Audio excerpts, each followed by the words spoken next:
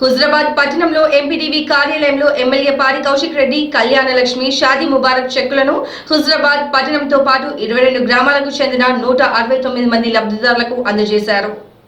MPDO కార్యాలయంలో చెక్కుల పంపిణీ కార్యక్రమంలో ప్రజల సమస్యలు, రేవంత్ రెడ్డి ప్రభుత్వం ఇచ్చిన హామీలపై ఎమ్మెల్యే కౌశిక్ రెడ్డి విమర్శించారు.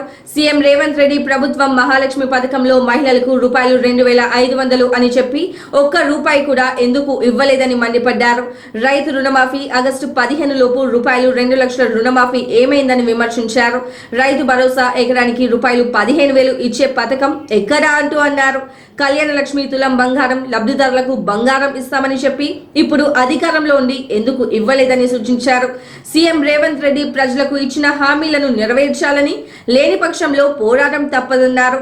ఈ కార్యక్రమంలో Huzurabad municipal chairman Gandhe Radhika, single window chairman Eravalli Kondal Reddy, Jammikunta municipal chairman Takkalapalli Rajeshwara Rao, SC corporation మాజీ చైర్మన్ బండ శ్రీనివాస్, హుజరాబాద్ మాజీ జడ్పీటీసీ బక్కరెడ్డి తదితరులు పాల్గొన్నారు.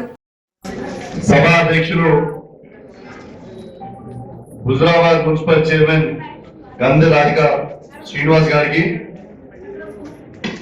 సింగిల్ విండో చైర్మన్ కొండారెడ్డి గారికి, గౌరవ కౌన్సిలర్లకి, గౌరవ ఎంఆర్ఓ గారికి, ఎంపీడీఓ గారికి మరియు మాజీ ఎంపీటీలు, మాజీ జెడ్పీటీసీలు ఎవరైనా వాళ్ళందరికీ మరియు ఇడికి విచ్చేసిన అక్కా చెల్లెలకి, అన్నా తమ్ముళ్ళకి, దాతలకి, అవ్వలకి, యువకులకి, ఎలక్ట్రానిక్ మీడియాకి, ప్రింట్ మీడియాకి అందరికీ కూడా పేరు పేరున నా హృదయపూర్వక నమస్కారాలు తెలియజేస్తాం.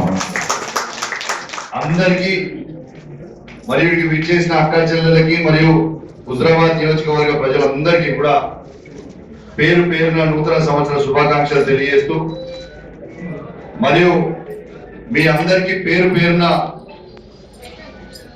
భోగి మరియు సంక్రాంతి శుభాకాంక్షలు కూడా మీ అందరికీ కూడా పేరు పేరున తెలియజేస్తూ మీరు మీ కుటుంబ సభ్యులు అందరూ కూడా చల్లగా ఉండాలి, బాగుండాలని ఆ దేవుణ్ణి మనస్ఫూర్తిగా ప్రార్థిస్తా ఉన్నాను. ఇలా వాస్తవంగా మీ అందరికీ కూడా కళ్యాణ లక్ష్మి చెక్స్ వచ్చినట్టు నాకు కూడా యాక్చువల్లీ తెలియదు. మా నాన్న కొంచెం సిక్కుంది, కొంచెం అయిన తర్వాత నాకు ఒక అక్క ఫోన్ చేసింది, ఎవరు వచ్చిన రోజు నాకు తెలియదు. రేవంత్ అక్క ఒక అక్క ఫోన్ చేసింది నాకు, అన్న చెక్లు వచ్చినాయి, మీరు వస్తే ఇస్తారన్నా అంటే అక్క గారు ఫోన్ చేసి చెప్పిన ఖచ్చితంగా 11వ తారీఖు వస్తున్నా, ఖచ్చితంగా 11వ తారీఖు ఇస్తా, నాకు కూడా తెలియదమ్మా ఇంక వచ్చినాయి అని తెలుసుకొని వచ్చినాయి అనగానే ఇలా వాస్తవంగా సెకండ్ సాటర్డే హాలిడే ఉన్నా కూడా ఇలా ఎంఆర్ఓ గారిని, ఆర్డీఓ గారిని రిక్వెస్ట్ చేస్తే పాపం వాళ్ళ సెలవు కూడా ఇచ్చిపెట్టి మీ అందరి కోసం ఇక్కడికి వచ్చింది కూడా మీ అందరు కూడా గుర్తు చేస్తా ఉన్నా. దీంతో పాటు మీ అందరు కూడా ఒకటి ఆలోచన చేయాలి.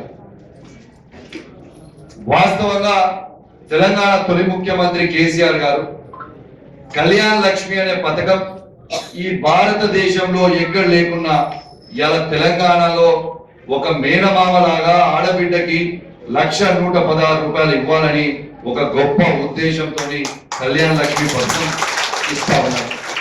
ఫస్ట్ ఏం చేసిండు, ఫస్ట్ ఈ పథకం మొదలు పెట్టినప్పుడు 50,000 నుంచి మొదలుపెట్టి ఇవాళ 1,116 రూపాయల వరకు తీసుకొని వచ్చి వాళ్ళ కుటుంబాలకి మీకు ఆసరైతుంది, మేనమామలాగా బిడ్డకి ఆడబిడ్డకి రత్నం పెట్టినట్టు పెట్టాలి, కంపల్సరీ పోవాలి అని ఒక గొప్ప ఉద్దేశంతో ఈ పథకం పెట్టింది. ఈ పథకాన్ని అట్లనే కంటిన్యూ చేస్తా ఉన్నారు. కానీ వీళ్ళు మొన్న ఎన్నికలలో ఇదే ప్రభుత్వం కేసీఆర్ గారు కేవలం 1,116 రూపాయలు మాత్రమే ఇస్తున్నారు.